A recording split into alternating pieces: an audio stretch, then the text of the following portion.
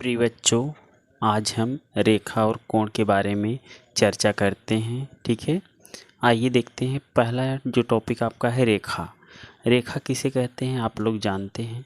देखिए इधर, रेखा क्या होता है कि कोई अगर एक ऐसी रेखा जिसका कोई सीमा ना हो, ठीक है, कोई सीमा ना हो, ये इधर राइट हैंड साइड में भी इनफाइनाइट तक जाए और इधर लेफ्ट हैंड साइड में भी इनफाइनाइट तक जाए, उसी को हम क्या कहते हैं, रेखा कहते हैं। रेखा का कोई सीमा नहीं होता है, वो अनंत तक जाता है। ठीक है, और क्या है अगला टॉपिक? अगला आपका है रेखाखंड, जिसे हम इंग्लिश में लाइन सेगमेंट कहते हैं। रेखाखंड को इंग्लिश में क्या कहते हैं? Line segment. ठीक है प्रिय बच्चों, लाइन सेगमेंट। ठीक, अब ये लाइन सेगमेंट क्या होता है? रेखा जो होता है उसका कोई भाग अगर आप निकाल लेते हैं तो लाइन सेगमेंट में बदल जाता है। जैसे देखिए, यह आपका एक रेखा है और इस पे दो पॉइंट ले लीजिए, दो बिंदु आप ले लिया, एक ए और एक बी। ए से लेकर बी तक के बीच की जो भी एक दूरी है वह एक प्रकार की रेखाखंड कहलाएगी। ठीक प्रिय बच्चों,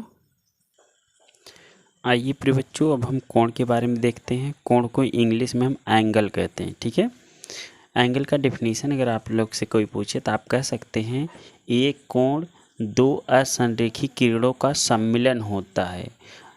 संरेखी जब कहें तो सीधा हो जाएगा, असंरेखी का मतलब जैसे देखिए, यह एक आपका लाइन हो गया और एक लाइन यह हो गया। ठीक है, ये असंरेखी का मिलन है। देखिए, एक इधर से इसे जा रहा है, एक इधर से जा रहा है, ये दोनों एक सीधी रेखा में नहीं हैं।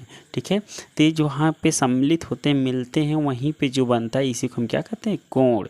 इसको हम एक नाम देते थे थीटा, इसको हम थीटा के नाम से जानते हैं। अगर इस पॉइंट का नाम ओ रखें और इस पॉइंट का नाम ए, इस पॉइंट का नाम बी रखें तो हमारा जो कोण होगा वह कोण क्या होगा? ए ओ बी। ये आपका ए है, ए ओ बी, यही आपका क्या कहलाएगा? कोण कहलाएगा। ठीक है प्रिय बच्चों, अब अगला जो हेडिंग आपका रहेगा कोणों का वर्गीकरण है। ठीक है, क्या है? कोणों का वर्गीकरण, कोणों का वर्गीकरण है। ठीक है प्रिय बच्चों, क्लासिफिकेशन ऑफ एंगल। ठीक है, क्या है? Classification of angle. अब कोण जो होते हैं निम्न प्रकार के होते हैं। ठीक है, आइए क्रम से एक एक कोण के बारे में हम डिस्कस करते हैं। सबसे पहला कोण जो होता है शून्य कोण होता है। क्या होता है? शून्य कोण, इंग्लिश में जीरो एंगल होता है। सबसे पहला कोण आपका है शून्य कोण, इंग्लिश में आप इसे क्या कह सकते हैं? Zero angle. ठीक है, अब देखिए शून्य कोण या जीरो एंगल क्या होता है। जैसे आपका यह एक कोई रेखाखंड है, ठीक है, यह कोई एक रेखाखंड है और यहाँ से कोई मूव ही नहीं हुआ, यहीं पे स्थिर ही है, तब आपका यहाँ पे कितना डिग्री कोण बनेगा? 0 डिग्री का। ठीक है, अगर यह थोड़ा सा भी ऊपर या नीचे हो जाता तो वहाँ पे एंगल बन जाता, लेकिन ये तो एक प्रकार से अस्थाई इसी पर रुका हुआ है, तो यहाँ पे 0 एंगल होगा। ठीक है, तब थीटा जो एंगल बनेगा वह 0 डिग्री होगा। ठीक है, अब आइए नंबर 2 देखते हैं। देखिए नंबर 2 आपका है न्यून कोण, इंग्लिश में इसे हम कहते हैं एक्यूट एंगल। यह देखिए कैसा इसका फिर होता है, कैसा बनता है, इस टाइप से एक्यूट एंगल बनेगा। यहाँ पे आपका जो भी एंगल होगा, मान लीजिए थीटा है, यहाँ पे ओ है, यहाँ पे ए है, यहाँ पर बी है। ठीक है, जब न्यून कोण की बात आए तो आप कह सकते हैं वह कोण जो आपका 0 डिग्री से क्या हो? बड़ा हो और 90 डिग्री से कम हो। ठीक है, यही आपका डेफिनेशन के रूप में काम करेगा। ऐसा कोण या ऐसा एंगल जो 0 से बड़ा हो लेकिन 90 से छोटा हो, उसी कोण को हम न्यून कोण के नाम से जानते हैं। ठीक है, आइए अब तीसरे कोण को हम देखते हैं। तीसरा कोण जो है आपका समकोण है। समकोण का फिगर देखिए आपका कुछ इस प्रकार का बनेगा। देखिए यहाँ पे आपका 90 डिग्री का कोण बनना चाहिए। ठीक है, इसे हम कहेंगे जब हमारा थीटा बराबर पूरा पूरा 90 अंश का कोण बन जाता है, उसी कोण को हम क्या कहते हैं, समकोण के नाम से जानते हैं। ठीक है, अब आप लोग 3 कोणों के बारे में अच्छे से जान चुके। पहला शून्य कोण था, ऐसा कोण जिसका मान 0 हो उसे शून्य कोण कहते हैं। जब आए नंबर 2 न्यून कोण की बात, तो आप कहेंगे 0 अंश से बड़ा और 90 अंश से छोटा होना चाहिए। जब आए समकोण की बात, तो आप कह देंगे थीटा बराबर अगर 90 अंश हो जाए तो वह समकोण होता है। ठीक है, आइए चौथे नंबर पे आते। देखिए चौथा नंबर आपका है अधिक कोण, जिसे इंग्लिश में हम कहते हैं एब्ट्यूज एंगल। ऐसा कोण, पहले इसका चित्र देख लीजिए, ऐसा कुछ चित्र बनेगा, 90 से ज़्यादा होना चाहिए। ठीक है, अब यहाँ पे थीटा एंगल बनेगा। ऐसा कोण जो कि 90 डिग्री से ज़्यादा हो लेकिन 180 डिग्री से कम हो। ठीक, समझ में आ रहा है कि नहीं? ऐसा कोण जो 90 डिग्री से ज़्यादा हो और 180 डिग्री से कम हो, ये आपका थीटा का चिन्ह है। किसका है? थीटा का। ठीक, ऐसा कोण जो 90 से ज़्यादा हो 180 से कम हो, उसे हम अधिक कोण के नाम से जानते हैं। जैसा कि चित्र यहाँ पे बना है, यहाँ पे आप ओ लिख सकते हैं, ए लिख सकते हैं, बी लिख सकते हैं। ठीक है, ऐसे ऊपर वाले फिगर में भी नाम लिख सकते हैं, ओ ए बी। ठीक है, कोई डाउट हो तो आप कमेंट के ज़रिए ज़रूर पूछिएगा। अगर आपको समझ में नहीं आ रहा है, कहीं समस्या हो रही है तो कमेंट करिए, उसका जवाब हम आपको देंगे। ठीक है, और वीडियो अगर आपको अच्छा लगता हो तो अपने प्रिय मित्रों के साथ शेयर कर दीजिए, उन्हें भी बता दीजिए, वो लोग भी पढ़ें और आगे बढ़ें। ठीक है, कहीं अगर कोई समस्या हो तो आप लोग कमेंट ज़रूर करिए। अच्छा वीडियो लगता हो तो लाइक करना ना भूलें, ज़रूर एक लाइक कर दीजिए। ठीक है प्रिय बच्चों, आइए अगले एंगल पर चलते हैं। आइए अगला एंगल जो आपका 5वां है, उसका नाम है रिज कोण, जिसे दूसरे शब्दों में कह सकते हैं सरल कोण। इंग्लिश में आप इसे कहते हैं स्ट्रेट एंगल। स्पेलिंग में थोड़ा सा मिस्टेक हो गया है, यहाँ पे आर होगा। ठीक है, स्ट्रेट एंगल, रिज कोण, ऐसा कोण जो 180 अंश का बनता है, उसी को हम रिज कोण या सरल कोण के नाम से जानते हैं। देखिए यह एक आपकी स्ट्रेट लाइन है और यहाँ पे आपका कोई बिंदु है जिसे ओ कहते हैं, यहाँ ए मान लो, यहाँ पर बी मान लो। तो यहाँ पे जो एंगल बना होगा वह टोटल 180 अंश का ही होगा। इसी को हम कहते हैं रिज कोण या समकोण। थीटा बराबर जब 180 हो जाए, अगर आपको कोई डिफिनेशन पूछ रहा है, परिभाषा पूछ रहा है, तो आप बताइए ऐसा कोण जिसका पूरा पूरा माप 180 अंश हो जाए, उसी को रिज कोण या सरल कोण या इंग्लिश में स्ट्रेट एंगल के नाम से जानते हैं। ठीक है प्रिय बच्चों, आइए अगले कोण पर चलते हैं। छठा, ये आपका बृहद कोण है।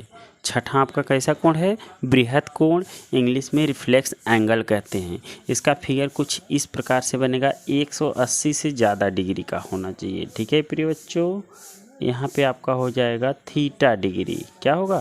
थीटा की डिग्री, ए होगा, बी होगा। तो जब बृहद कोण का परिभाषा कोई पूछे, आप बताइए ऐसा कोण जो 180 डिग्री से ज़्यादा हो और 360 डिग्री से कम हो, उसी को हम बृहद कोण के नाम से जानते हैं। ऐसा कोण जो 180 से ज़्यादा बना हो लेकिन 360 से कम बना हो, उसके बीच में कोई भी एंगल हो सकता है, उसी को हम बृहद कोण के नाम से जानते हैं, इंग्लिश में रिफ्लेक्स एंगल। ठीक है प्रिय बच्चों, एक और बचा है, उसको हम देख लेते हैं। सातवां आपका है पूर्ण या संपूर्ण कोण, जिसे इंग्लिश में कंप्लीट एंगल कहते हैं। अगर जो ऐसा कोण जिसका मान पूरा पूरा 360 हो जाए, उसी को हम कहते हैं पूर्ण कोण, संपूर्ण कोण या कंप्लीट एंगल। चित्र देखिए, जैसे आपका ए है, ठीक है, ये आपका एक कोई लाइन है, ये इसे घूमते घूमते घूमते घूमते पुनः इसी पे आ जाए, तो जैसे यहाँ से इसे चला, इसे घूमते घूमते यहाँ आ गया, तो ये टोटल आपका 360 डिग्री बन जाएगा, जिसे हम कहेंगे थीटा बराबर 360 डिग्री। जब थीटा बराबर 360 डिग्री हो जाए, पूरा एक चक्कर घूम जाए, तो उसी को पूर्ण कोण या संपूर्ण कोण या इंग्लिश में कंप्लीट एंगल के नाम से जानते हैं। ठीक है, अब आइए 3 ठो और बचा है, 8वां नंबर, 9वां नंबर और 10वां नंबर। इन तीनों में क्या है, दो कोणों का योगफल मिला के क्या होता है, तो उसका नाम क्या है, उसके बारे में हम इसी वीडियो में आगे चर्चा करते हैं। तब तक आप लोग वीडियो में बने रहिए। देखिए 8वां आपका है पूरक कोण। पूरक कोण के लिए हमने देखिए लिख के दिखाया है x degree plus y degree equal 90 degree, 90 अंश। ठीक है, जब दो कोणों को हम जोड़ते हैं उसका योगफल 90 डिग्री आता है तो उसी को हम क्या कहते हैं, पूरक कोण। और इसका चित्र आप ऐसे बना सकते हैं। देखिए x का मतलब इसका कुछ भी मान हो सकता है, इसे हम मान लेते हैं x डिग्री, और अगले एंगल को इसी प्रकार कुछ बनाकर ऐसे मान लेते हैं y डिग्री। ठीक, अगर हम इसको ऐड कर दें, क्या करें, अगर इसे हम ऐड कर दें तो जो भी मान आए अगर वो 90 डिग्री आ जाए, x को और y को क्या करें, ऐड कर दें और 90 डिग्री आ रहा है तो आपका कैसा कोण कहलाएगा, पूरक कोण। 9वां नंबर आपका है, ये तो हो गया पूरक कोण, लेकिन 9वां नंबर आपका है समपूरक कोण। क्या है, समपूरक कोण। समपूरक कोण, समपूरक कोण क्या होता है प्रिय बच्चों, ऐसा कोण जिसे जोड़ने पर, दो कोण को जोड़ने पर या दो कोणों का योगफल आपका 180 डिग्री 180 अंश होता है, उसे क्या कहते हैं हम, समपूरक कोण कहते हैं। दो कोणों को आप जोड़ दीजिए, उसका योगफल जब 180 हो जाता है तो समपूरक होता है। ये 180 पूरा होना चाहिए, कम और ज़्यादा नहीं होना चाहिए। और पूरक कोण के लिए आपको क्या बताएं, दो कोणों को जोड़िए, पूरा 90 हो जाए तो वह पूरक कोण होगा। ठीक है प्रिय बच्चों, एक और हेडिंग आपका बचता है अंतिम वाला, जिसे हम कहते हैं सर्वांग समकोण। क्या कहते हैं प्रिय बच्चों, सर्वांग समकोण। 10वां नंबर देख लीजिए उसे भी, सर्वांग समकोण। सर्वांग समकोण क्या होता है, जैसे आपके पास दो कोण बना है, एक कोण x बना है और दूसरा कोण आपका क्या बना है, y बना है। दो कोण आपके पास बने हैं, ये दोनों कोण आपस में बराबर हो जाएं। क्या हो जाएं, बराबर हो जाएं। जैसे इस टाइप से यह कोण जो भी है इसकी क्या है, इक्वल होए। जब बराबर हो जाता है तब सर्वांग सम की कंडीशन होती है। जब दो कोण आपस में बराबर होंगे, जैसे मान लीजिए ये x है, फिर इसी प्रकार यहाँ पे क्या है, पूरा ऐसे कोई y बना है। ठीक है, x बना है, y बना है, इसको उठा के लाओ, इस पे ढको, पूरी तरह से इसको कवर कर ले और कोई लाइन इधर उधर ना हो, तो उसी को हम सर्वांग समकोण कहते हैं। दोनों कोण जब बराबर हो जाएंगे सर्वांग समकोण हो जाएंगे। ठीक है प्रिय बच्चों, आइए अगले वीडियो में हम देखेंगे इसके सवाल, प्रश्नावली के सवाल। इस वीडियो में इतना ही, धन्यवाद प्रिय बच्चों।